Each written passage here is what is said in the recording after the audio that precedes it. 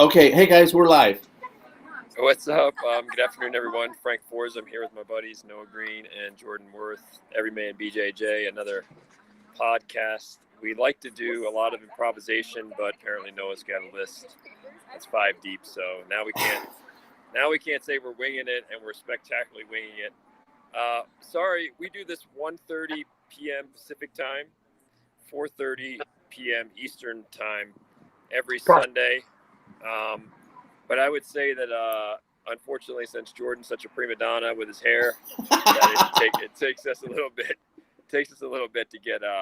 Yeah, when you had more hair, Jordan, you were easier. You were easier to get on air and get ready, man. Now you got less hair, and it's like it takes us 15 minutes to get going live now.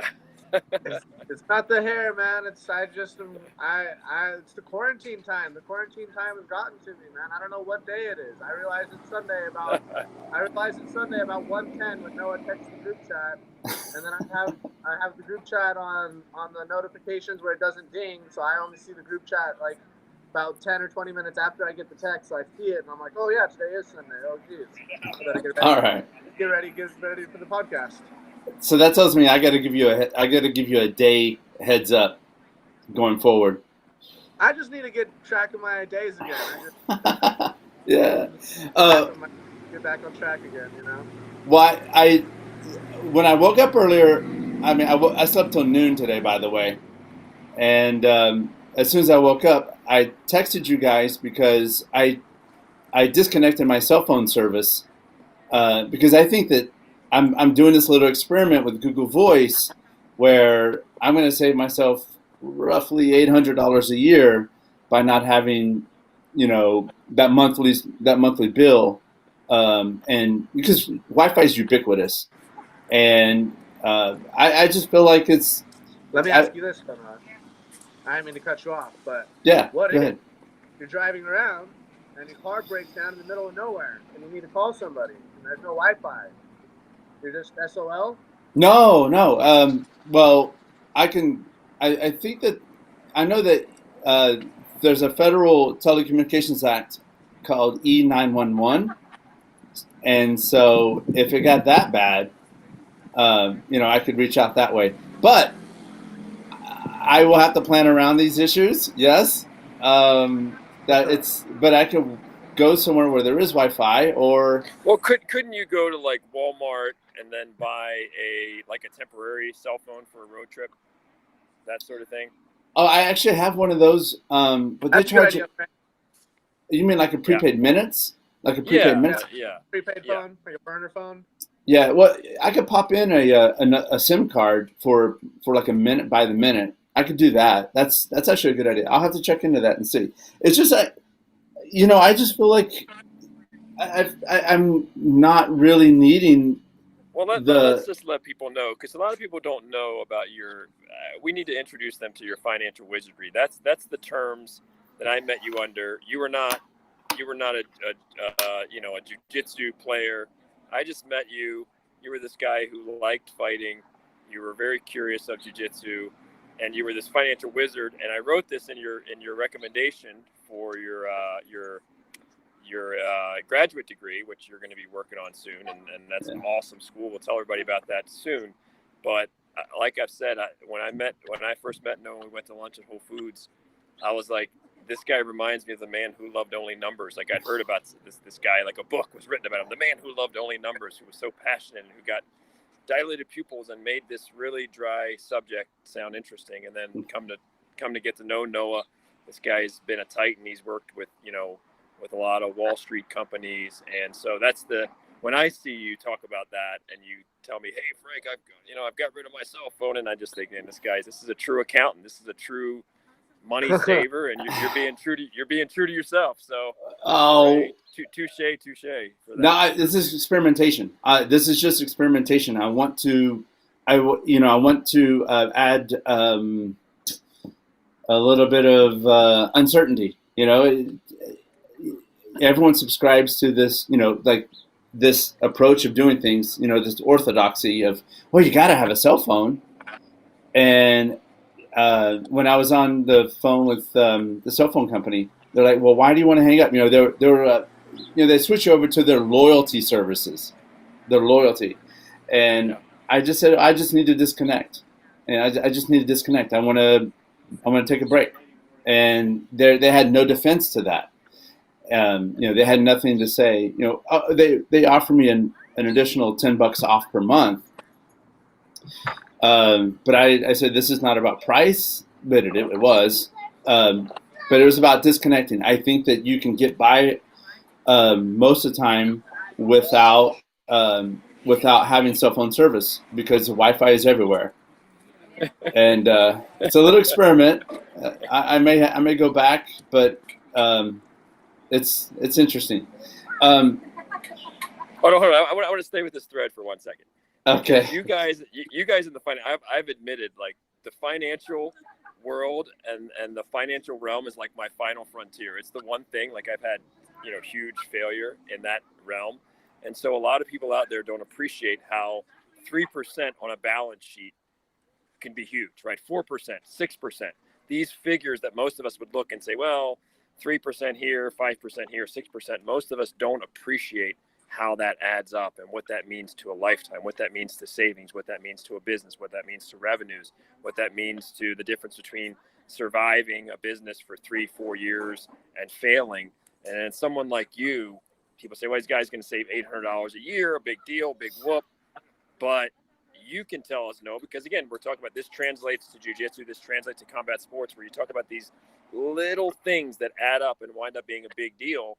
And that's what you're looking at as an accountant. If you could save a company 5% a year, that's a big deal to us. I mean, incrementally, 5% here, 5% there, 3% here, 2% there. That's a big deal. Take us into what that means to you, because most people are like, they're wasteful, like, inefficiency. People aren't aware. They don't know what they don't know, and they don't realize that 2% adds up, 3% adds up, especially when you start talking about compound interest and those things. But you've always got your antenna up for that. That's something that's very sort of a mastery that you have. Okay, so thank you, but I wish I could say it was better, but so this approach, there's two things there. One is zero-based budgeting. Okay, if you try to get down to, let's say, I'm going to survive. How can I? If you set your budget every month to zero, let's say I have zero income, and I need my expenses to be as close to zero as possible. That's a budgeting philosophy. But what you add is that what you start with? Is that a philosophy that you start with? Not all the time. No, I'm okay. Not the most frugal person, but this is an experiment to see if I can live without cell phone service in that regard. It's just one more. It's an experiment at this point, then. Right. Oh yeah, definitely. Yeah, definitely. I'm experimenting. And the other concept is from a book called The Spirit of Kaizen. Love Kaizen. Love it. You can get this on Audible. The Spirit of Kaizen, and it's just approaching and making small incremental changes all the time. I think they're written by Bob Maurer and Leanne Hirschman.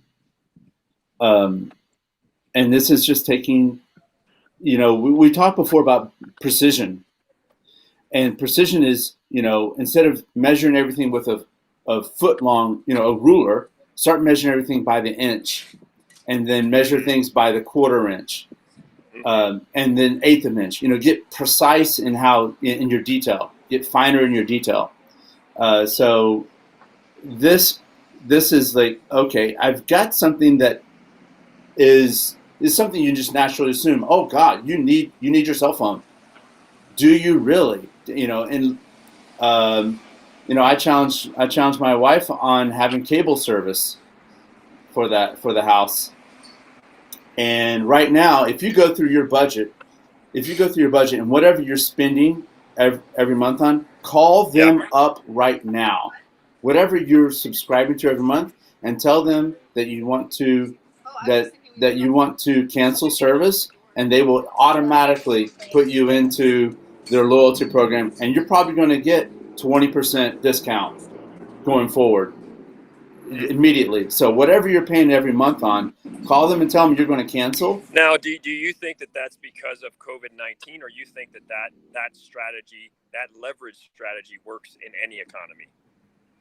Yes and yes, both ways. But I think especially right now, companies want to keep their customers. So anything that you're paying every month on, anything that you have a monthly bill on, they're going to give you a discount.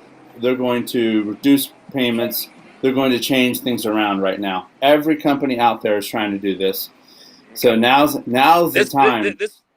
Pardon me to interrupt, but this reminds me, my friends that go, like, let's say friends, I've never been to the Middle East, but friends who go to the Middle East say that, like, in America, a lot of times the price is the price, or they'll mark the price down. But in, like, the Middle East, if you're going in through a market or something, it's like everything is a negotiation, right? There are these masterful negotiations, like, how much is this rug? How much for this hat? And it's always like the price just fluctuates, right?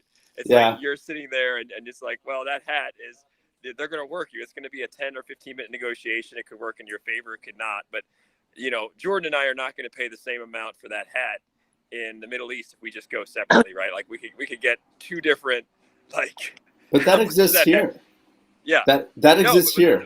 It exists here. Because I love that concept that sort of everything is a negotiation. I hate when people just say, well, that's our policy and that's this. I actually love when everything's a negotiation. I think it's and work through things and try to get the best deal you can. And I think that I actually, that sort of appeals to me, the art of negotiation and the fact that, well, I always say, what is $1 million painting? You need one person in the world for $1 million painting. You don't need 1 million people to say that's $1 million painting. You need one buyer who wants it enough and who believes I cannot get it unless I pay $1 million. And then guess what? It's $1 million painting. Totally in the eye of the beholder. But that's how you sell $1 million painting. You convince one person or two people, you get them bidding against each other, that it's $1 million painting and they really want it and they can't live without it. And that's how you sell $1 million painting. So it's really fascinating, though. Continue with that thread. Okay, so this is something before. I had a mindset before that was, it was a bit of an ego about this stuff, and I did not want to do this. I didn't want to. I loathe getting on the phone and talking to anyone. Any of these kind of services. I just hate it.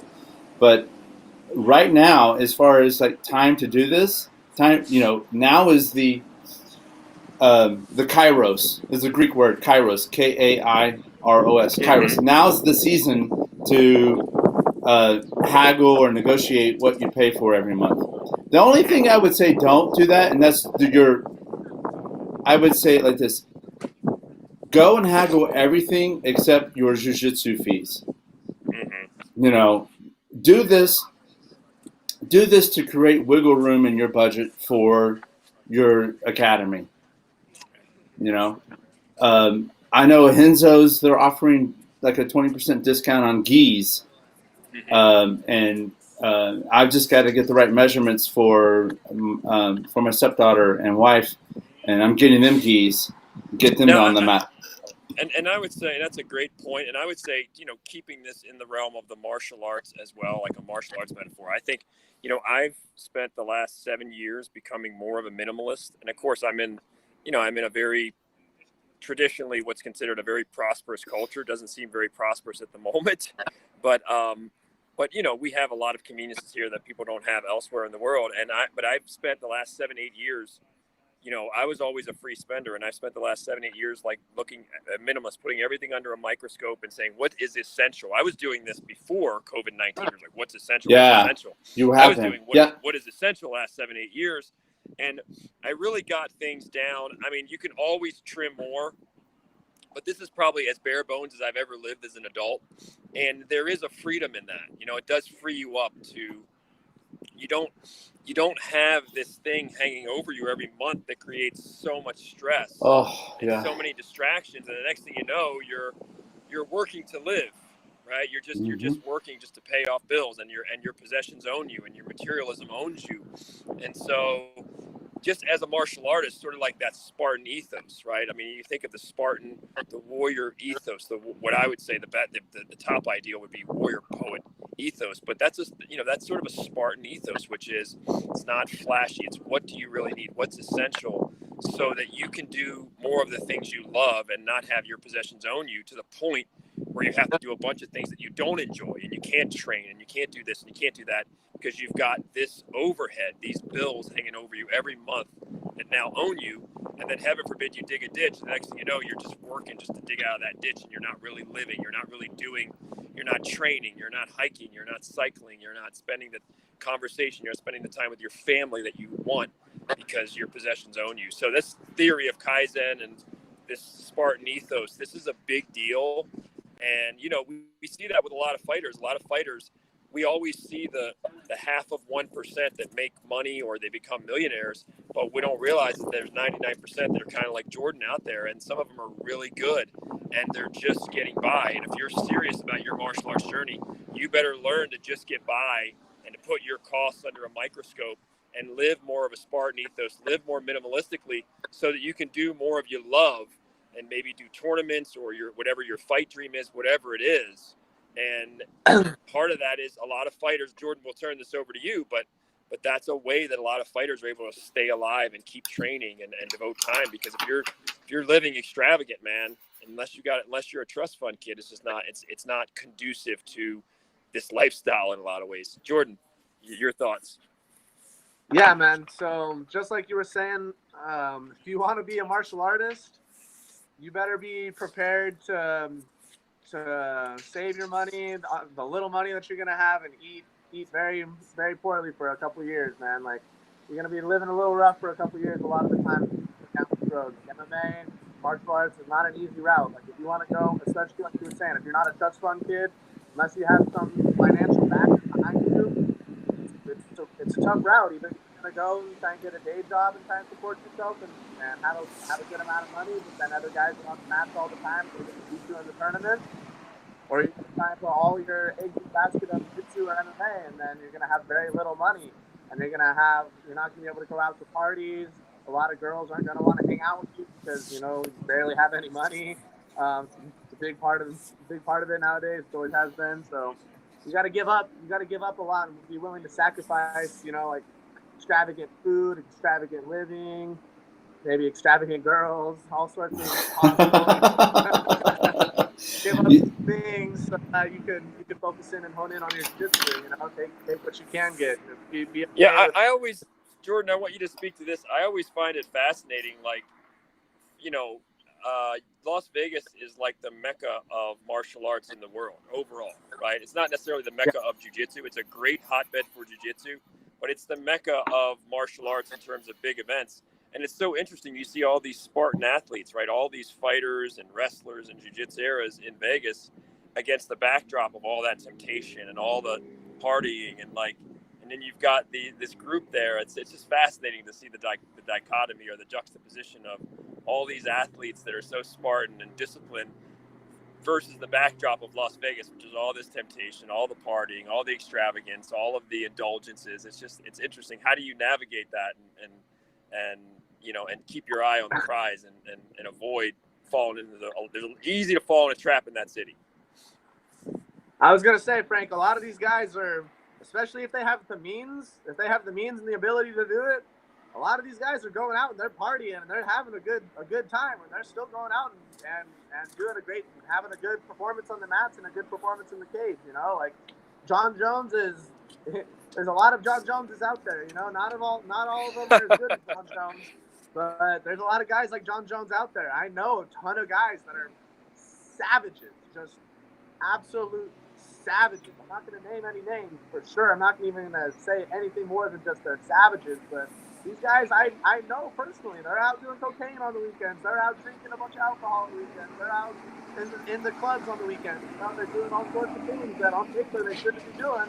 And then the next morning they come in and they just spank everybody in the gym. It's like, wow, man. Like, I guess, yeah, cool. If you can do it, man. But well, financial means to do it. I also just it's not my type. I never went to any parties when I was in high school. I'm not really digging that scene. So to each his own, man. But some guys can pull it off, dude. For The Body Keeps the Score is a great book. And I will tell you that the body is keeping the score on that one, and there will be a price to pay. The damage being done to the DNA, to your cell structure, to your metabolism, it's real. It's real. No one gets out of this alive. Yeah. And are you saying the Father Time is undefeated? He's an all universe champion. He's all universe champion, even the one that goes in reverse. Yeah, that's a good transition point I wanted to bring up. You mentioned something, Jordan, and doing this approach to things, kind of cutting out the fat. It's more of a practice, negotiating and staying vigilant on your expenses and what you keep taking on. All these things you keep subscribing to, what you're taking on. I like to view those as things that take away from my bucket list in life that I want to do. Whenever I add a new bill, when I add a new payment, I view that as a deletion I view that as pushing out further away from me my bucket list of what I want to do. Because, what's on my bucket list? I like to hike the Pacific Coast Trail, the PCT, one day.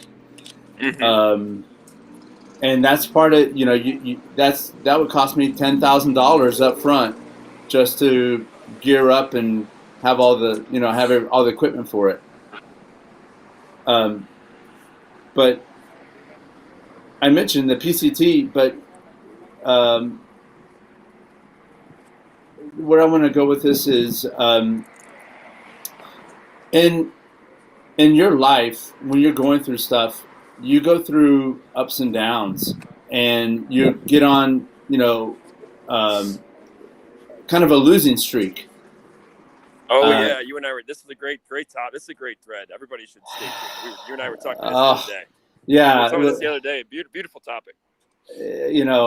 Well, yeah, I wanted to bring it up today. This is like the core germ of what's on my mind. I kind of felt like I've been stuck for a decade now. I was working in investment banking, making crazy money, and then in 2008, 2009, liquidity crisis hit, and I basically lost my job through no consequence of my own. And then that's been 10, 11, 12 years now. And I've gone through where I've had to go through divorce. I've had to rent out my house and then eventually sell it. And then I got a massive, massive tax bill that I've been chipping away at. And then I also took on some life projects, I would call it. I took on a wife and a stepdaughter, and I've deferred going to graduate school to provide. And then I'm encountering some health problems,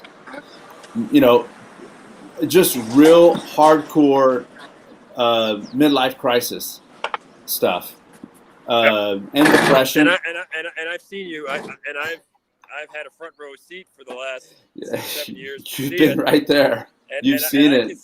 I can say this though: your constitution, your what's the word? There's a beautiful word for that. Your oh my goodness, what is it called? Gosh, I got to think of that. It's a word people don't hear very much, but I've seen your aura. There's a better word for it, but I've seen it improve, even though you still deal with challenges now, and there's still that ebb and flow, up and down. But I've seen you go further and further through the storms, and arm yourself with a better mindset and more resilience, little by little. I've seen that happen. So that's there are days where you're friends with somebody and you worry about them. You really worry about them. You check on them a little more. And so I've seen that. So I know where you're going with this. You and I were talking about this the other day. Yeah. It's like, to add to that, like my last 7-8 years, and I had a run there for 12, 15 years. Pretty good run for a kid from Baltimore, inner city kid, growing up, nobody, nothing, with college degree and first person in my family to do that. And then some of the athletic success and some of the professional success. We were on a pretty good run. We were on, airplanes with Dana White and road trips with Dana White and dinners with Dana White and, and Lorenzo Fertitta. So it was a good run.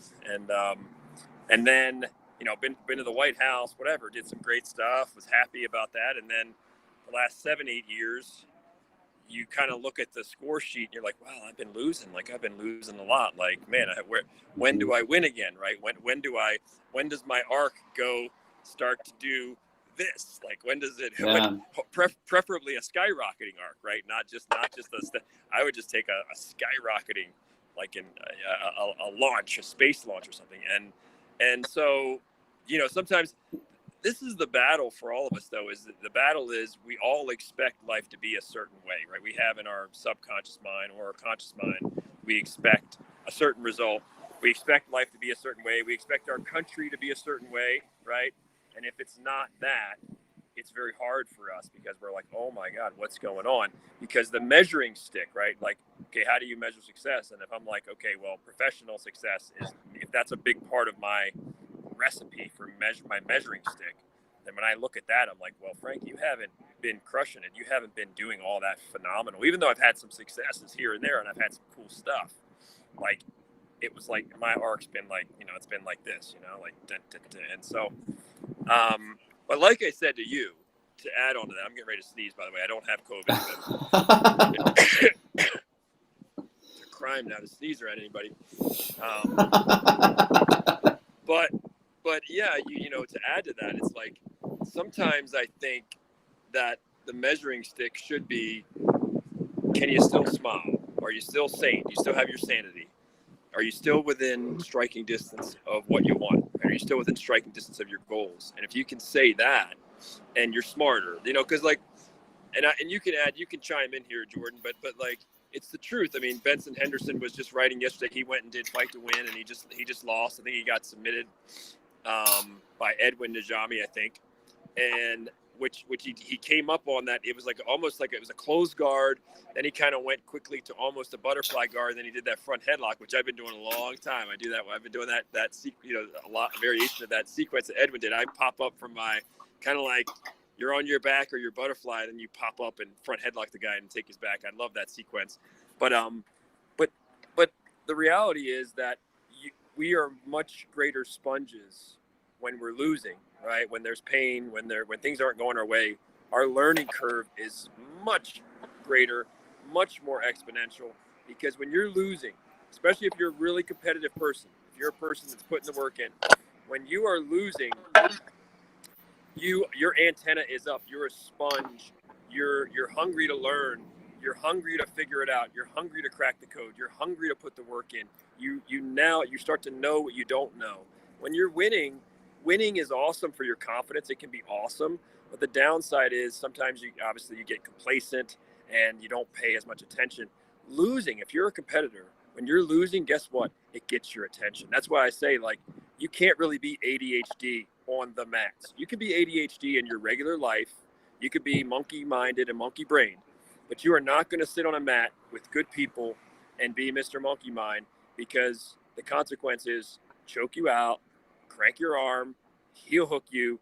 If I'm rolling with Jordan has my full attention, because the consequences of me not paying full attention are, so that's the beauty, I think, of losing, is it gets your attention, it commands your attention, and you put the work in. Jordan, your experience, I guess, you're a young guy, 24, right? 24. Just turned 24, May 26. Yep. Yeah. Happy belated birthday. Yeah, I don't know if you've had losing streaks, but how you kind of cope with when it seems like, man, you're kind of in it feels like you're in a rut. It feels like wow, how do I figure this out? It's not going the way I think it should be going. Yeah, I've definitely had losing streaks before, man. My amateur MMA career last year did not go quite as well as I really wanted it to go. You know, I had a little bit of a tough time, but yeah, man, when things don't go your way, especially when you're younger and you're still in your athletic prime, you know, you just got to go back to the drawing board and just figure out what's going on and exactly why you're performing the way you're performing. You know what I mean? You got to figure out. Just look at your performance. Look at it from like a try and like it's always hard to look at yourself from a non-biased perspective, but try and look at yourself from a non-biased.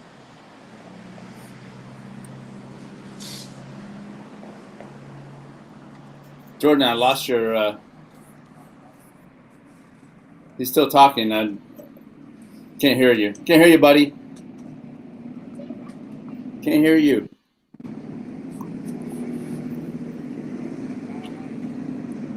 All right. Maybe you can drop him and then chime in, and then he'll come back in. Yeah. See, it's ironic that he's talking about losing, and then Then we lose him. He manifested us losing him. So let me see if I can. I'm gonna re-add him real quick and see. All this talk about losing, and we lose him. Jordan, can you hear me? No. Okay. That's a sign right there. No, I know you're not a man of spirit, but that's. No, it's cool. You might become a man of spirit at some point. You just never know. You read so many books, you might stumble upon maybe the Tao Te Ching or scripture. Yeah. Or you just never know. What he was spent talking. All that time in Brazil. Well, Brazil's a spiritual land. And that's your second home. So you got the Brazilian wife. And, you know. Yeah. You're training in Brazilian art. Say something, Jordan. Let's see if we got a sound check. Yes, you're good. Now I have the echo. Oh, you have an echo? Darn. Okay, drop off, drop on. Yeah, there we go. Well, just to continue the thought of what Jordan was saying. I've seen it written, and studies have shown that, like this little diagram here, where life you start out young, and then midlife, quarter life crisis, then midlife, and stuff starts to happen, and then right about now in life. Right about now in life, I'm kind of down here now, coming back up. Jordan, can you hear echoes? No echoes. We're good now. I don't Good. know what happened. Hey, Everything just. Did you guys hear me when I was still talking? No, we lost you. We lost you for about a minute. Oh yeah. I got muted. You guys got muted. I don't know what happened then. I wasn't even touching my phone. My hands were by my side. Yeah, this software is not perfect. I'm sorry that happened to you, and we lost what you were saying. Do you want to dig it back up? Pretty much, man. I was just saying, just go back to the drawing board and figure out what's going on, man. Every person's different, Some people, they're lacking in their physical skills, and some person actually technically beat them that day. Sometimes people are lacking mentally, and there's something in their physical life or something going on mentally where they're not mentally confident enough, or there was something going on the mental game. They just gotta. Sometimes people don't even want to look at that. You know what I mean? Sometimes people lose, and it's for the most part, I feel like it's a little uncommon for. Actually, no, I've actually seen a bunch of fighters like that. But sometimes people lose, and they don't even want to really take like a non-biased opinion on themselves and figure out why they lost. Sometimes people lose, and that I'm not going to name any names, but I have a friend. He's a really good friend of mine. He would lose, and he would make me so mad because I value his opinion. He's a good friend of mine, and when he would lose, he'd be like, "Oh man, like F that guy, like da da da da," or like F that guy, you know what I mean? It was always the other guy or the other referee. Frank, can you thumb your mic real quick until you start talking? That's just. Can you hear me? Yeah. Okay. Yeah, I just need you to thumb your mic. That way, the wind is. Oh, sure. Yeah, that way, as long as you can still hear us. I'm sorry, Jordan. Go ahead. Yeah. Some people, it's very difficult I would say for everybody, even for me, like I do my best, but even when you do, you take a non-biased look at yourself, man. You see some ugly things if you're really looking, you know, like there's always things, even the best fighters in the world, there's things that they could be improving. They may be small things, but for the most part, especially for fighters like myself that are just coming into the game, there's a lot of big glaring holes. And unless you're just you have an ego and you don't want to look at them, or you're scared to look at them, or for whatever reason you don't want to look at your own holes, that can really hold you back and hold your losses back and keep you in that rut that we were just talking about. You know, if you're experiencing some losses and you don't want to take a cold hard look at yourself and figure out exactly why you're losing, you could have you know what I mean? You could stay losing and you could just end up not having a good career. So Oh, go ahead, Noah. I was going to say that, you know, if I could go back 10 years ago and tell myself any advice on how to weather this, I would have said, get a psychologist involved, you know, like a sports psychologist, especially because life is sport.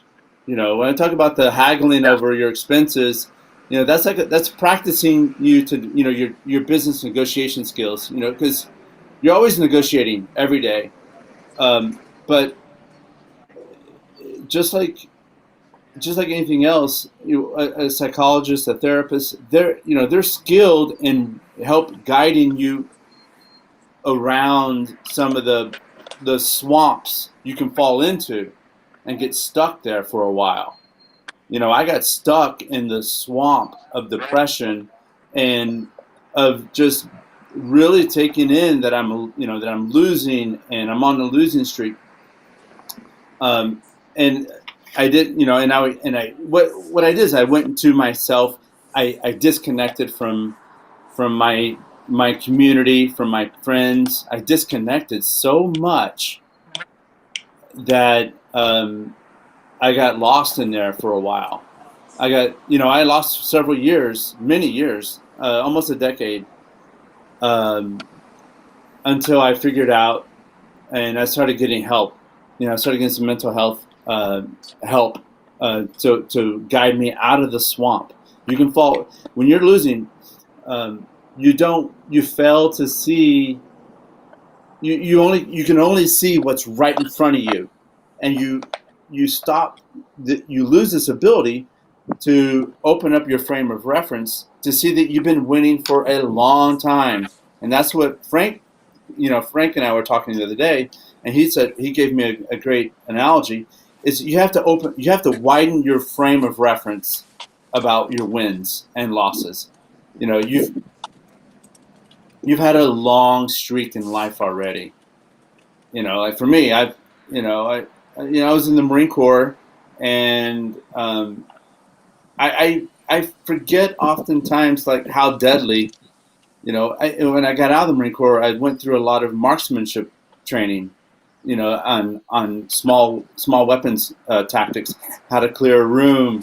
You know, how to engage with a vehicle, shooting with your left hand, your right hand, shotgun, transition from shotgun to handgun to AR-15.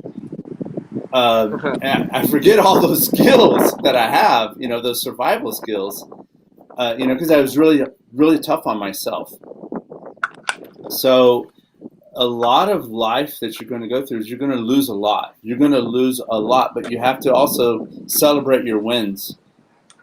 Yeah, it's kind of like somebody. There's a book. I don't know if you ever heard of that book, Fooled by Randomness. I forget what his name is. I think it's he's a Lebanese professor. I think he's at NYU. Fooled by Randomness. It's a really good book. Sounds like Talib's book, Nasser Talib. Yes, it is. It's okay. Yeah. And that's what I was thinking. Talib, or yeah, that's the name. But it's a really interesting book, and I love that he did it too. He didn't write it for scholars, so he didn't sit there and like, hey, I'm going to have 300 citations, academic. He didn't do that. He just said, listen, I've been doing this for 30 some years. I'm an expert, and I'm going to talk to you the same way I would to somebody at a bar, like in a bar stool next to me, right? And basically, one of the premises with that is, listen, people get lucky in the stock market and they think they're geniuses, right? Somebody gets lucky and they think I'm a genius. And he was basically making the argument, listen, a lot of people can make a lot of money just through dumb luck. And the real measure of expertise would be over a 20, 25, 30, 40-year period and taking the long view, right? Taking a longer view. And so if you take somebody like Noah, who's, you talk about having that losing streak, or someone like me, it's like you have to look at the totality of it, which is you won before. And once you know how to win, I would say this about any athlete, once you know how to win, if you're persistent and you keep showing up, you can learn how to win again. If you've won before, if you show me you had a track record, you can repeat or even exceed that. So once you know what it tastes like and what you can, if you hang in there and you keep showing up and you keep adapting, so you have that as part of your track record. I have that. Like I know what it's like, for instance, in the black belt arena. I know what it's like to be training and be like, hey, I don't know if I'm going to make it to black belt or beyond, or be able to do this in 5 years because my neck hurts, because these injuries are so bad, they're mounting, right?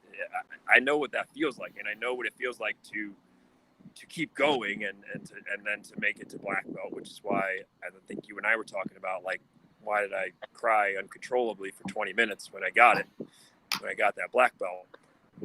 Because I thought of all the days. If I was 15 years old, if I had started training Jiu Jitsu when I was 13 years old or 12 years old, and I had trained for 10 years and then got my black belt, I don't think I would have cried the day I got it, because I'd be like, my 12-year-old body was like so resilient. You fall, this injuries healed so quick. I don't think I would have cried. If 22-year-old Frank getting a Jiu Jitsu black belt, but 38-year-old and the titanium plate in the neck and the shoulder dislocations and the broken hands and the broken noses and the knee surgeries, I was like, wow. There were days where I was like, and that's life, right? That's the same thing, like what you're doing. You go through the midlife crisis, you go through the divorce, you go through you're making a lot of money, and now that industry, boom, tidal wave comes in and ruins everything. And then you're like, what in the world's going on? And you go into a tailspin, you go into depression. And, I think the one thing I would say to people out there too, this is just me, just my prism. You mentioned getting a psychologist. Hopefully people have the money for that if that's their thing, if that's their path. I would say for me, it's, one of the things that really helped me to make it through was I never went into drugs or anything like that. Just me. I imagine, like, how much deeper would the ditch be when people have enough, like, real life problems, and then they add substance abuse to it, like they add an addiction to whatever. Like, to me, it can put you in the ditch times 10, and those can be a lot harder to get out of. Life's hard enough. Like, life is hard enough sober, right? Like, real life sober is hard enough. But if you throw in a chemical addiction or a drug addiction, some of these hard drugs, like, I don't know how anybody can say, Frank, that's a very broad term. I was going to say it's a very broad term, is drugs. Yeah. There's good drugs. Yeah. There's good drugs and there's very bad drugs. There's not that many good drugs, but there are some good drugs that can help a lot of people. Yeah, I think people have to decide that. You guys can. I know people will make that argument, and that's fine. I think that there's definitely some that are more potent and powerful than others. But I would just say, for me, I was able to stay sober and make my way out of it. I think that's the hardest way. I'm not saying that's for everybody. Somebody might, people are doing different things like what you're suggesting, Jordan. But for me, taking the blows sober, to take the blows sober is the hardest thing. But I think it makes it easier. I think it makes it easier to come out. And you're right. There's definitely levels of something that could incapacitate you or put you in a ditch. I don't think that, I don't think somebody drinking, even though I don't really drink, I don't think somebody drinking a couple beers a week or whatever is going to put them in a ditch or whatever you're suggesting. But I was going to say there's different types of drugs. There's addictive drugs and there's non-addictive drugs. Like, I am completely anti-alcohol. A couple of my friends asked me to drink on my birthday, and I was like, no, dude, like, I really don't want to drink. Like, I did not know that. I'm very anti-alcohol. I'm very anti-pharmaceutical drugs, and I'm very anti-drug for sure. But there's a lot of drugs out there, and they're not even. Drugs are a very strange thing to call them, because they have a chemical in there that changes your mind, but it's completely completely found in nature, and it's not. You have no. If you take a ton of this stuff, it's not going to kill you, and if you take a ton of it, it's not going to cause a physical withdrawal. So like, there's very few things like that, but there are some things in this world that are like that, and those are the two things that I'm looking for personally in my drugs. Does it cause physical addiction? Does it cause physical overdose? If it doesn't cause physical addiction and it doesn't cause physical overdose, then it's somewhat of a gray area, and then it's up to the person. Like, not everybody needs them, but some people it can help, some people it can hurt. You know what I mean? It's not for everybody. Interesting. That's cool. Did you guys see what Donald Trump? I didn't know this. Did you guys hear the story about his brother Fred? No. President Trump.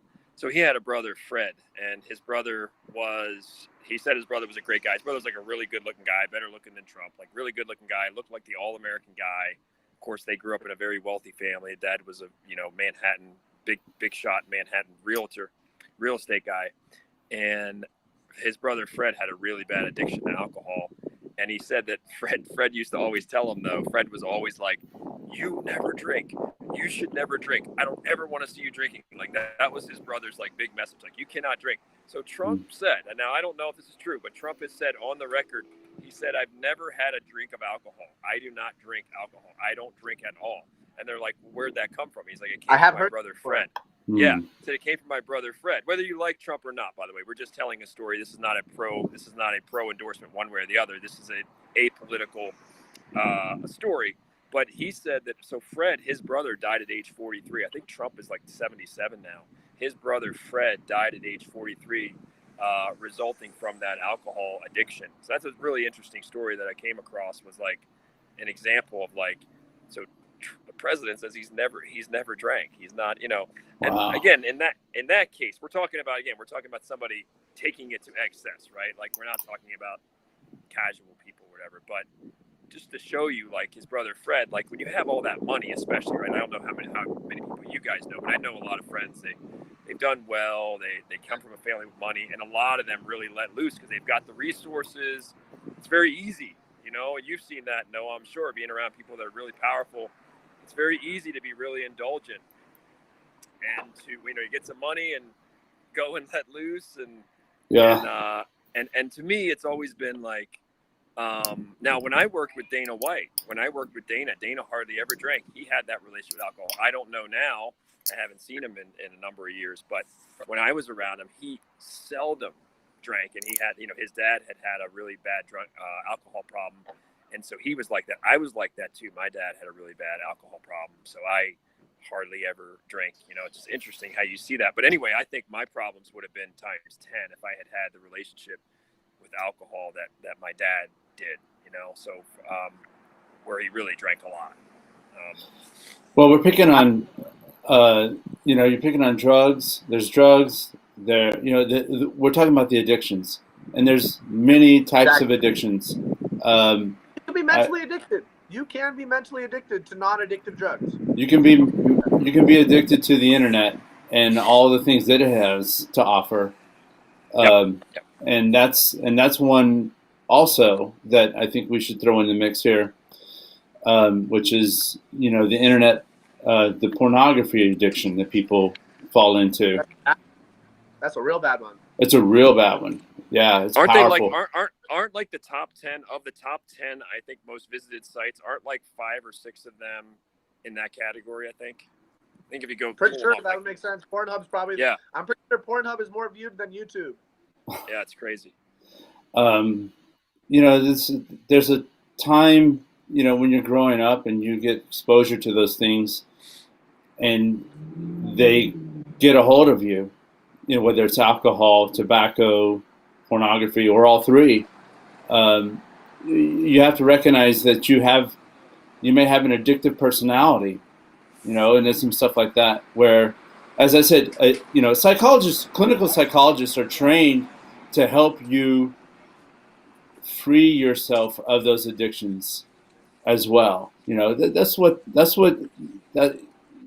I don't want to take away, the holistic approach, but there are psychologists out there that also are just as organic and holistic. I'm watching my wife become a psychologist, and she is all about being as organic and healthy and, pure. It's amazing. It's amazing to watch the training that they go through. That might be tough though, being married to a psychologist, because you got to feel like she's playing like the psychologist tricks on you sometimes. You got to, that's the only thing. It's like, is my wife analyzing everything I say? Like, So think of it more like the type of people who become a psychologist. They're already analytical. That's just how they are to start with, and they just become, they just go deep into the literature and the clinical practice of it. This is an extension of their personalities. I like to say it's, she's just becoming weaponized. she's just becoming weaponized because she's very smart, much smarter and tougher than I can ever be. She's getting her doctorate now, right? I mean, she's working on her PhD, and she was smart to begin with, but now she's becoming clinically smart. Are you saying it's hard to win an argument in the Green household now? It's like pretty tough to. It's pretty tough to win. It was almost impossible. It was very hard. It's like I was a white belt rolling against a purple with her, and now she's kind of moved up to brown belt, but I've got my blue belt, from exposure. I want to transition off topic. We talk about being a loser. You need to be a loser to be a winner, and to really have that depth. You have to have that depth of life experience to appreciate it. To know those things, to have that richness of experience of winning, you need to lose a lot on the mat and in life, and be open to change. And this is one thing too, Noah, I would say, and this can burn both ways, but I would say that compassion, right? Compassion. If anybody who's truly compassionate, you're a very generous person, Noah. Anybody who's truly compassionate and really wants to understand others needs to go through the fires themselves. I think the most compassionate and generous people I've seen have you got to go through losing streaks, you got to go through fires, you got to go through storms. Now, some people come out of it harder. Some people survive those things and like, all right, forget it. Nobody helped me. I'm not helping anybody. Nobody threw a life vest to me. But the most tender, compassionate, generous people I've seen, the people with the greatest empathy, usually go into those dark spaces. That's one of the advantages too. When you spend time there, it's not just about us and our own success, but it's about us being a teacher, us being a contributor, us sharing things with others, us helping others. When you go through that, it can give you a heart for other people. And as a teacher, it helps you show people a blueprint, or at least some of the blueprint for, hey, I know how to get out of that spot. How do I know? It's like an alcoholic. I mean, who's teaching alcoholics to become non-alcoholics? Oh, they're ex-alcoholic. Like, right. I mean, there's nobody else. I can't teach them. I haven't been through that particular fire, right? But that's the beauty of it, is you kind of come up with a blueprint. You come up with a map for, hey, bro, I kind of have an idea how to get you out of that spot. Or here's just, some ideas as a guide, So it's like, the beauty of it is the empathy, the compassion, the contributions to your son, to your kids, to your community, to your students, whatever, to know the way out, to know the way through, and you can't teach somebody to get out of these spots, like they're a wreck. You can't show them how to get out of that, bro. If you haven't been through that, you ain't teaching anybody. Navy SEALs are teaching Navy SEALs. There's nobody else. We're not going to go and probably teach Navy SEALs very much. You had to go through those particular challenges. Yeah, you got to go through it. So the one big advantage of it, the big opportunity is like, okay, you go through it, and now if you have your sanity, you have your smile, you're ascending again. Now you're in a position to teach that. You're in a position to show. That's the beauty. To me, that's the greatest beauty of all of it. Is like, okay, how do you teach other people? I don't want anybody teaching me that hasn't really. I mean, honestly, people read it. I always say this: if they've just read it I don't want to know it. I want somebody that lived it, that went through the fire, that was in the trenches. That's who I want to learn from. I don't want to learn from these people, these theorists, and I want to Okay, did you actually go through that? Okay, I'm all ears. If you did it, I don't want to hear it. So that's the beauty of it too. Is like you have to go through that in order to be of great service to your students or your friends or whoever it is. Bro, you have to go through that. My mission. Yeah, and let me interrupt here. I asked Jordan. I asked you last episode or the episode before why you are on the podcast and what your what your purpose is and what what you get out of it. I'll share with you my mission here, and it goes to Everyman. The concept behind Everyman. We all go through hardship here, and there's no one gets a free pass. No one gets out of this alive. We're all gonna die. We're all gonna go through hardship.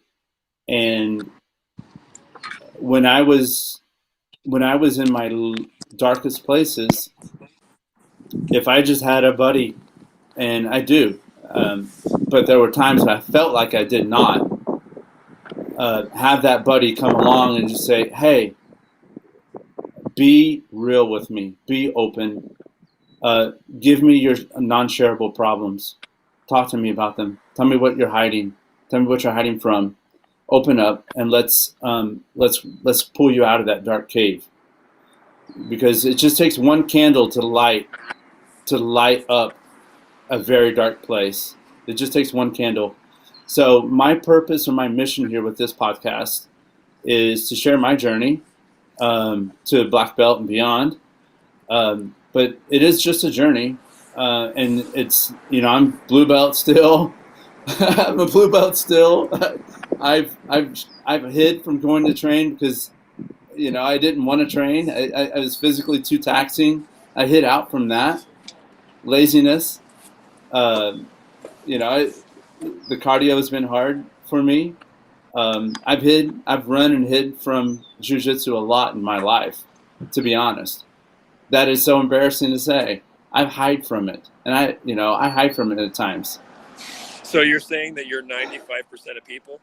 I'm normal. I'm so normal. It's just I think that I feel like I'm just I'm living a more examined life and and open. I wrote this in your recommendation. Like literally, I've asked like 3 or 4 of the top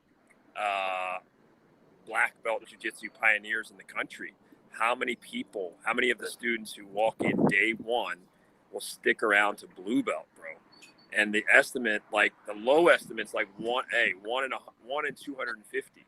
The high estimate was, I believe this was Caesar Gracie, I think it was, who gave Nick and Nate their black belts and who's phenomenal out there in the Bay Area, California. It's like 1 in 400. That's his estimate. So I mean, so you made it to blue belt and you're still going. So you're like the 1 in 300, bro.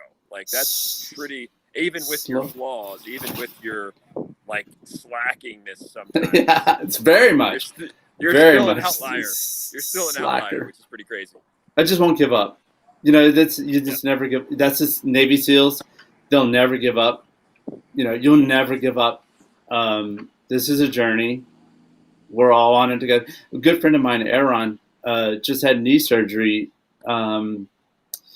Right, I want to say it was either Christmas or Thanksgiving, and so now he's 6 months on, and he's talking about doing something called the Sao Paulo pass on me. He's really into like trying to beat me. He's smaller than I am, but he's a really good friend of mine, and he wants the Sao Paulo pass too. Yeah, I don't even know what that pass is, but I went to. I want to ask you, Jordan and Frank. Pass, buddy. It is? Okay, good. Not really. What's on your bucket list? What's on your bucket list? Smaller than the guy.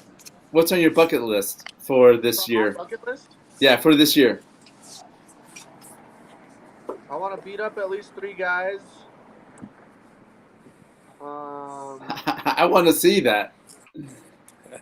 I want to see it. I want to go see the fight. 24-year-old me might have said the same thing. I want to see it. I want to go see it. You know what's crazy? I just realized, Jordan, you're literally half my age. That's crazy. That's like Jordan and I are friends, and I view him as a friend, and I've seen this guy growing up, and it's like crazy that I'm actually twice as old as Jordan, which is okay. Keep going now, Jordan. What's on your bucket list? You're not 48. You're 48, Frank? 48 going on 25. Yeah.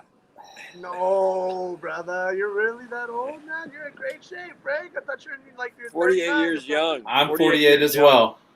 All three of us have our May birthdays. But we collectively have like 100 and whatever, 15, 20 years of wisdom here or whatever, something like that. So truly, over 100 years. Yeah. What else is on that bucket list? Other things on my bucket list. Other things on my bucket list. I'm writing these down. I'm writing these down. Oh, I want to win. I would like to win an IBJJF tournament in the gi. Okay. I want to do that. IBJJF.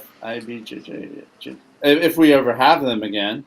I know if they even have them this year again. Yeah, man. I just want to compete as much as I can before the year's over. All right. Compete as much as I can. 3 beatings. As I can. I'm writing 3 beatings, as in 3 beatdowns of guys. One IBJJF gi win. This is our mid-year checkup because we're coming up June. June is right around the corner. That the 6th month of the year. So I'm doing a check-in with our goals. Anything else you got on your mind? So those are outcomes. What about the input part? What are you doing to get those things? Those are outcomes. Those are out. That's the external part. You can see it. You can measure it. What can you measure that is like the input side of things? So, we talked.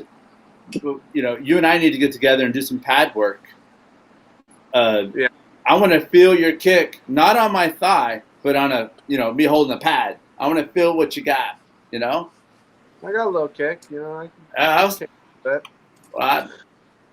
Big boy here can kick. I can kick. I may not have good technique, but I got a lot of meat. I can kick. How much to get there? I'm just gonna. I plan on starting to do more meal prepping. I'm starting to eat more healthy. All right, that's a big one. Some Frank Forza meal plans. You got some Forza Fit going on. I got some Forza Fit meal plans in the mix. With my roommate Michael Mahler, he's gonna start cooking me some vegetables and stuff, making me eat some greens, some spinach and stuff. Dude, I can. Yeah, I'm gonna come over to roll your place, and I'll bring a bag of spinach and garlic and olive oil and butter and hook you up with some flavor. Mad flavor. I've been studying a bunch of technique lately. I've just been watching a bunch of technique. There it is. Did you see my heel hook I posted, Frank? Did you see my cool looking heel hook I just posted? I saw one. It was a week or two ago. Pretty nice. Yeah. I just posted one yesterday, dude. It's a super cool entry, man. I've never seen anything like it before. I was just playing around, drilling with my friends, and I was drilling something that I seen Gary Tonin try against Dante Leon. It's like you're in top Z guard, you get an underhook on the leg, and you invert for an Imanari roll, right? So you do the Imanari roll, but on the top, like you're guard passing instead of from the bottom. So I was trying to do that, and then as I was playing around with it, I was like, what if I turn a little bit more and then jump my head to the floor here, and I changed it a little bit. Now it almost looks like an Imanari cartwheel. I gotta show it to you. It looks really cool. So where can people find that, Jordan?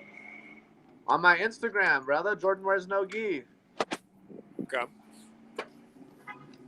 Yeah, I've always said, man, some of these 10th Planet guys, and I think Jordan's like definitely fits perfectly in that program, man. They're crafty. They're sneaky. They got some tricks. They got some unconventional tricks. You got to be ready for anything. That was reminding me, like I was looking at a picture today when I was a purple belt, and I was a lot heavier. I was eating a lot of meat and a lot of garlic bread and a lot of pastas. I mean, I actually looked better. I actually looked healthier. I looked beefier, but I don't think internally I was. But back then when I was a purple belt, bro, I was like, I would beat you in a tournament 2-0, 6-0. I was all about that, you know, just that wrestler, like take you down, control you, no submissions for you. And that was the Forza blueprint for victory, you know. And then somewhere along the line, I was like, look, you're not going to develop, you know, you got to get, even if you were more confident, you would be going for broke and you're going to try to submit all these dudes. And then I changed, and I lost the matches because I went for it and because I was more aggressive. But I made a definitive decision. But transitioning to your question, Noah, about bucket list. So we got about 6 months. We're almost perfectly. Today's Memorial Day. Yep. I think tomorrow's Memorial Day, right? Memorial Day is typically it's Monday. By the way, if anybody out there watching, go to my Instagram, Frank_Forza, and I got a really beautiful quote from Abe Lincoln to the mother, Lydia Bixby, the mother. She lost several of her kids on the battlefield of Civil War. It's a beautiful letter. But so as far as the bucket list, we got about 6 months left. I am looking to finally get what's amazing is I've been a professional writer now for 26 years, and I've done some really cool stuff in journalism and writing, but I've never written my first book. I actually wrote my first book with someone very famous. We wind up not publishing it for different reasons, legal reasons, but and we did it as a collaboration. Uh-oh.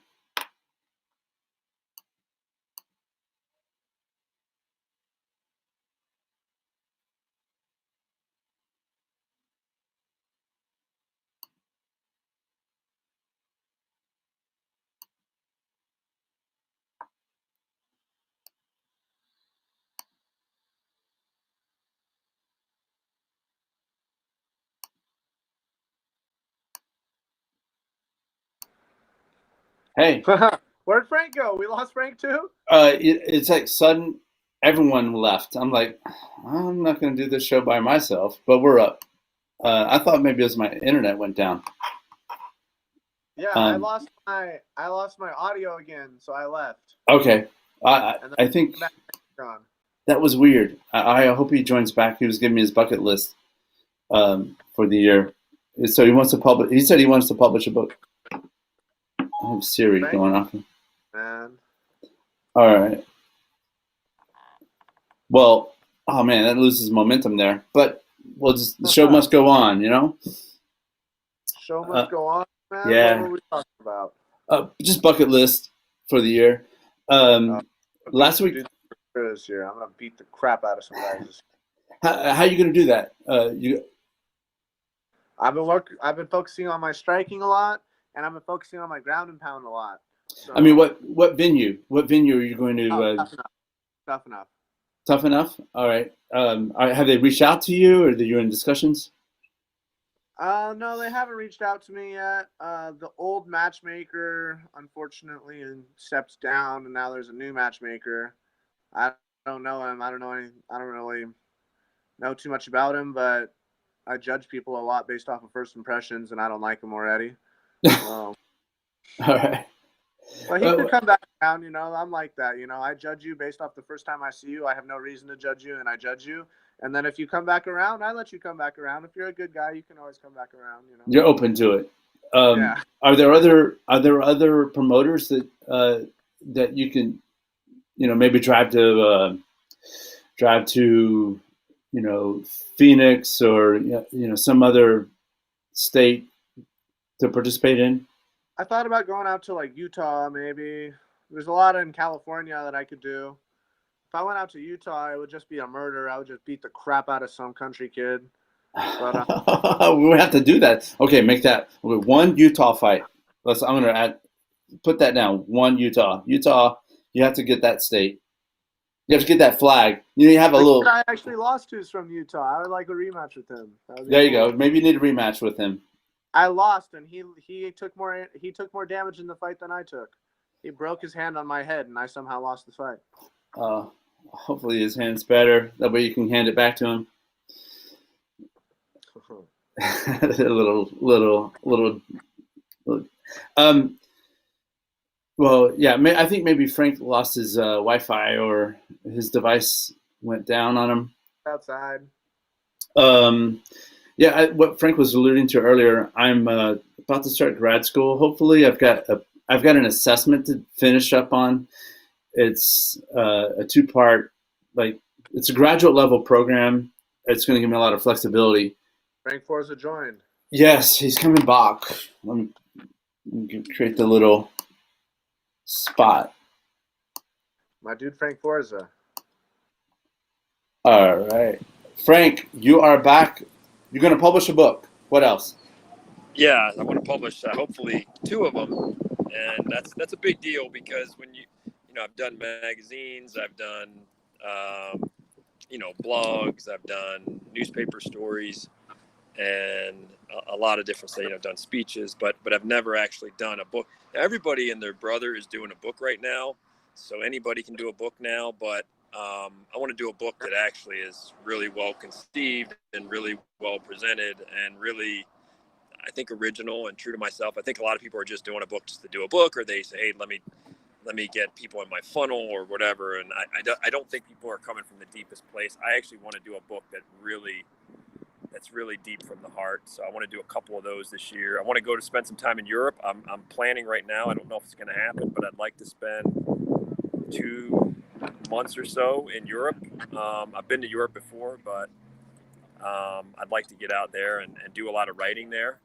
And then I think, I'm always on the spiritual journey. I always say a lot of us spent a lot of time on the warrior side, right? The combat sports side, on the, mastering violence side, sort of. And I really like to spend a lot more time on the spiritual side, on the poet side, on being nicer, being more, coming from a space of light and sharing more people, not always being ultra competitive, not always being, sometimes when you're too ultra competitive, you don't want to always see everybody else do as well. I really think it's a season now for me to say, what can I do for others? How can I serve others? How can I give back? How can I share what I've learned instead of it being about me? I mean, I've been a very generous person in my life, but I've also been very, very, very selfish and very self-centered on my goals, my achievements. And I don't, so I want to spend a lot of time now to come from a better space. And the other thing that I think is hard right now, I think a lot of people will resonate with this, like, how do you become a better person and more sharing and giving and more light in a country that's very divided? Because the country is so divided now that, like, if you get on social media or you start reading the media, and we do need to pay attention to what the hell is going on, right? Because this matters and there's real consequences. So, like, how do you balance the side of you that stays informed and wants to stand up and wants the world to be a good place, and you don't want injustice to happen, and you don't want your civil liberties taken?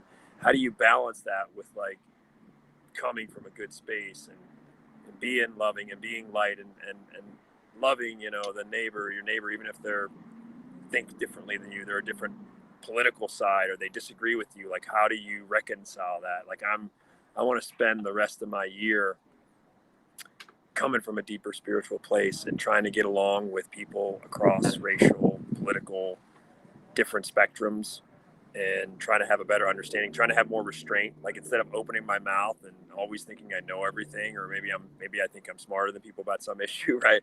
Like, how do I listen more and not be as argumentative and have more restraint and come from a more loving and lightful plane than just, hey, I'm smarter than you, I know more than you, and whatever. I'm trying to spend the rest of the year on that spiritual side and cycling and hiking and meditating and praying. And I know that this is hard for Noah, because Noah's like, well, how are you going to measure that?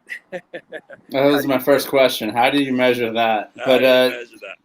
Yeah, how do you measure? Because there's the SMART goals: specific, measurable, achievable, realistic, and time dimensioned.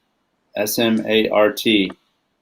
Yeah, I think it's pretty simple. You just look and you ask yourself, what's a perfect day? Like, if you design a perfect day in your own imagination, if you were to write it down, and of course that perfect day can evolve, but if you were to sit here right now and say, this would be a perfect day, if money was not an issue, whatever, this is a perfect day. And then you would just say, well, how close am I to living that day? And so you can measure it on almost a daily basis and say, well, okay, how far off the mark was I? I'm saying these things are important. I spent no time on them today, right? If I say these things, these 3 things are so important, and I spent no time or 15 minutes on them today, well, we got a problem there, right? So I am continually getting that feedback. I have an idea. It evolves, but I have an idea of what's a perfect day for you, Frank. What's a perfect day? Like designing it, the habits, the sleep schedule, the mantras, the writing. What's a perfect day? How much exercise? How much sunlight? How much are you helping others or serving others? So I have an idea of that, and I can feel within a matter of days, like, hey man, you missed the mark today, or maybe I got sucked into the social media thing where people are throwing slinging mud at each other and dividing, you get sucked into that. And you're like, oh, wait, dude, don't do that today. Don't do that. Like, you got off the mark. You took your eyes off the ball. So it is measurable for me in that respect, where I'm very in touch with myself, and I can feel like, you know what, bro, you're not tapping into your higher self, and you're not bringing your best self to the table. You feel off. Why are you off? How's your sleep schedule? How's your hydration? How much time are you spending on your, doing what you love and doing the things that are most important versus arguing with people on social media? And, so you when you're really in tune with yourself, you have an idea, you have a sense of that. Like, so to me, that's just really important, like designing my perfect day, mapping it out, and then working that plan. And then I just feel like the chips fall where they may. Like, the things that are meant to happen usually happen. If I'm a mess and my day is a mess, and right, I'm planning, my days are a mess and disorganized, and then usually you wake up and it's like, oh, well, my life's kind of a mess, right? And it's because the design of our day is a mess, the organization of our day is a mess, or the things that are actually important to us are not a regular part of our day by day, week by week, month. That's a very true, right there, big one.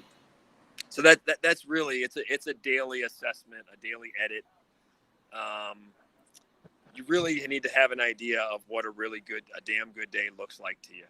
You need to sit down with a pen and paper, visualize it, and write it down. And then you can always evolve it.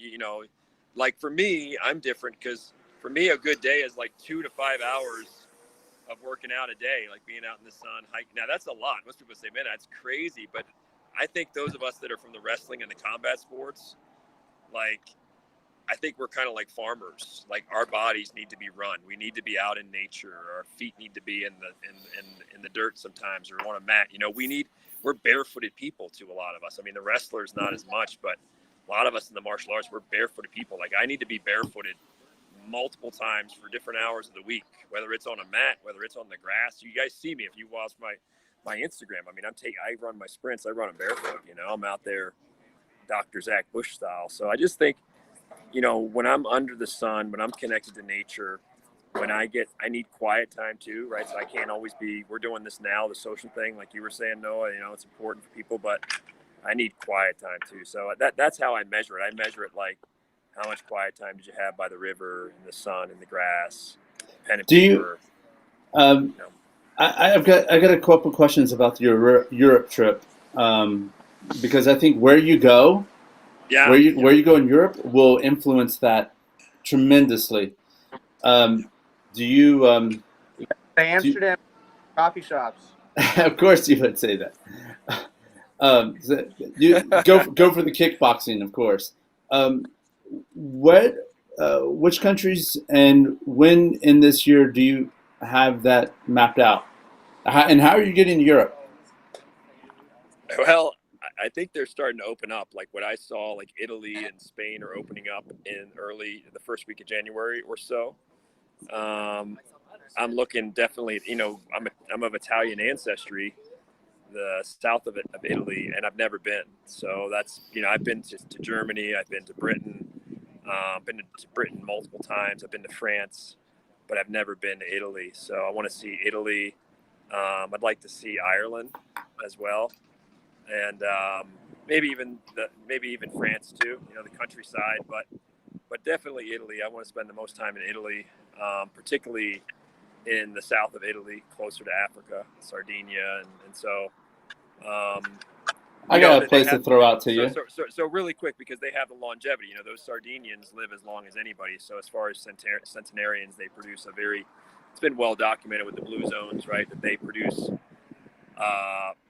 statistically the most centenarians 100-year-olds plus.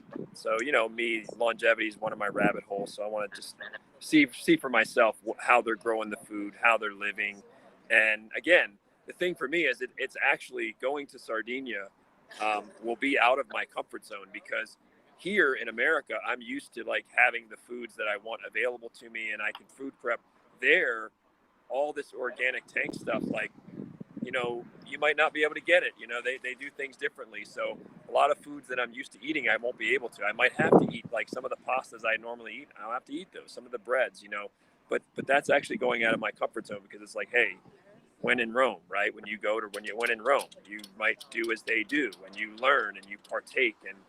And so it's actually going to take me out of my comfort zone too, even though it's a beautiful place with mountains and hiking and a great place to write. But a lot of the foods that they eat are not foods that I normally eat.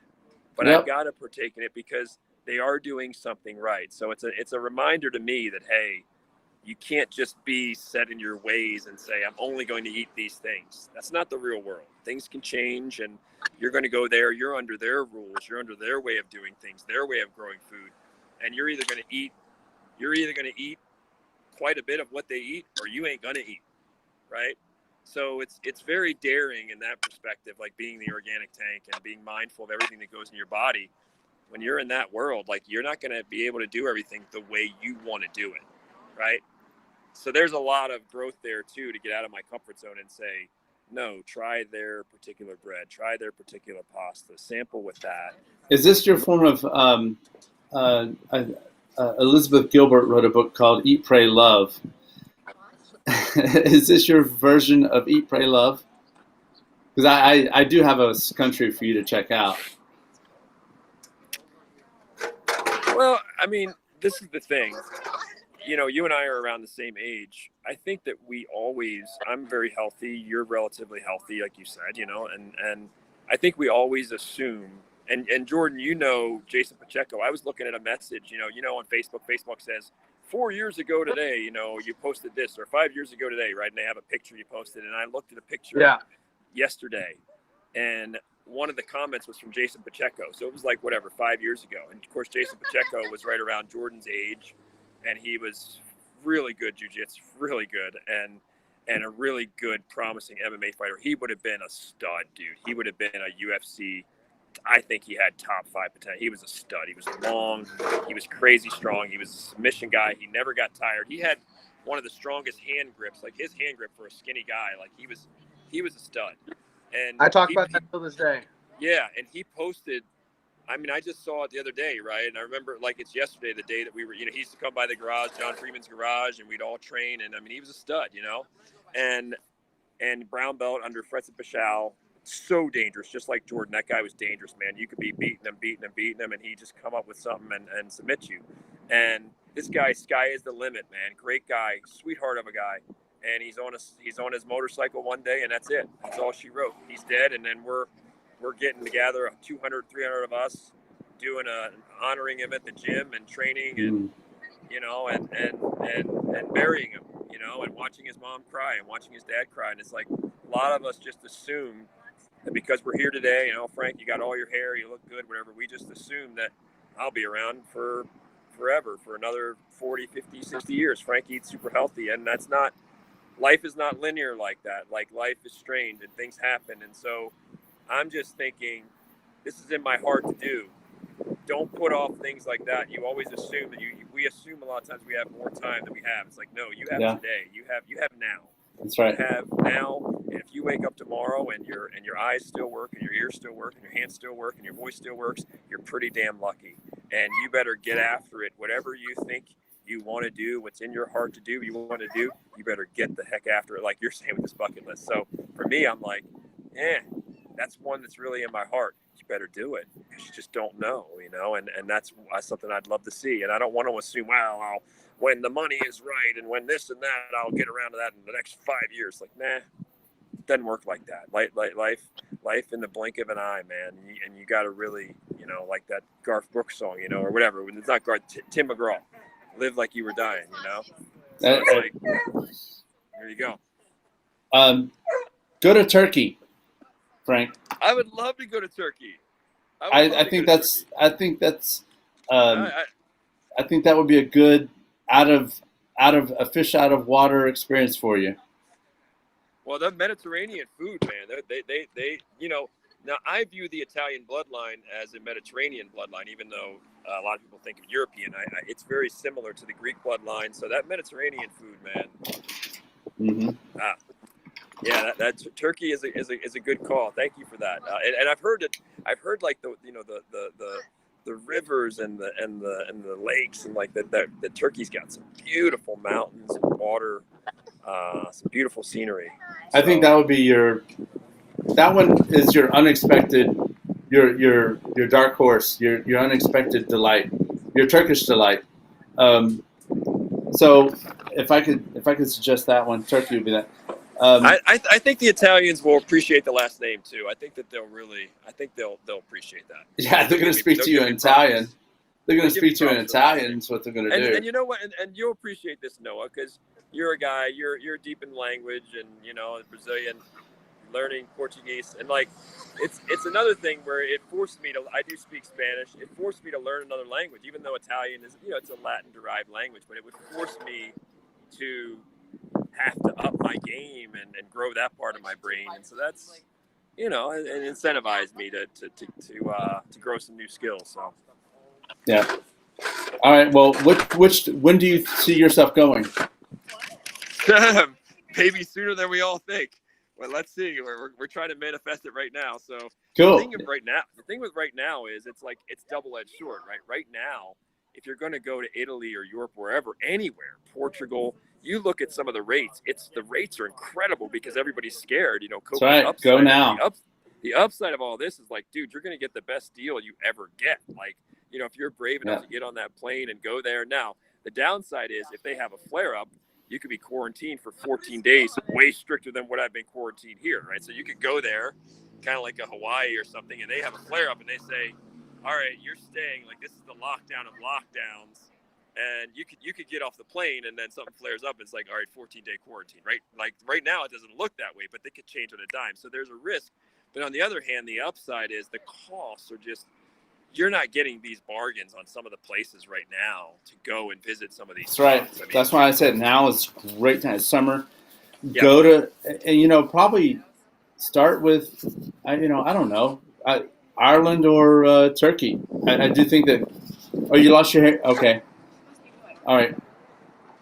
Jordan says he lost his mic. I'm sorry, Jordan. And I'm going to boot you out. I don't know how. All right, I booted him. I don't know how I did that. Well, listen, let's wrap up now. I'm getting burned. I didn't put, I don't wear sunscreen. Yeah, you're frying. I'm Mr. Not Sunscreen, but at the same time, I've been getting pounded by the sun. So that sun it's not. But you know what's interesting right now? The sun does not hurt my skin right now. Is fine with the sun. My jeans are burning right now, so my skin feels great, but my jeans are burning. Your jeans. Isn't that ironic?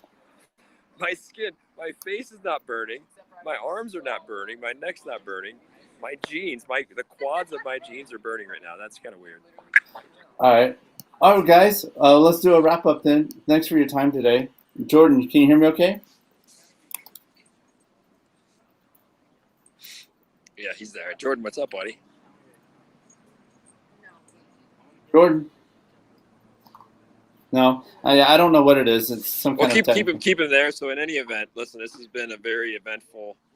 I love the conversation today, and anybody out there has any feedback, it's everymanbjj@gmail.com. It's everyman. We're every Sunday, 1:30 p.m. Pacific time, 4:30 p.m. Eastern time. And we welcome any comments, any feedback. We'll be here next Sunday. You guys enjoy, man. This is a really, I think this is a really big, this weekend or Memorial Day, just honoring the people that laid down their lives. I mean, this is one, I think, like, it's weird as you get older, you just appreciate that. I'm really, it hits me harder. Like I said, go on Instagram, look at that Abe Lincoln letter to Lydia Bixby. burying our kids. Like we're really lucky. We're luckier in a lot of ways than we think here. As much as we have division and things going on, we're a lot luckier. So I'm just appreciative that, you know, we have good energy here today, guys. We got it. You know, we got another good podcast in the books, and I hope you guys have a great Sunday and a great tomorrow too. Basically an extended weekend, and you guys be blessed. I'll see you guys next Sunday. All right, thank you, Jordan. Can you hear? Can you hear your mic? All right. Good to see you guys. All right, hey Jordan, I'm gonna come roll with you this week. I'm gonna start getting that going. Sorry for the delays, man. I love it. Anytime. Yeah, I'm gonna become an Eddie Bravo student. Boy. All right, take care. I'll talk to y'all later. See you, Noah. All right. You guys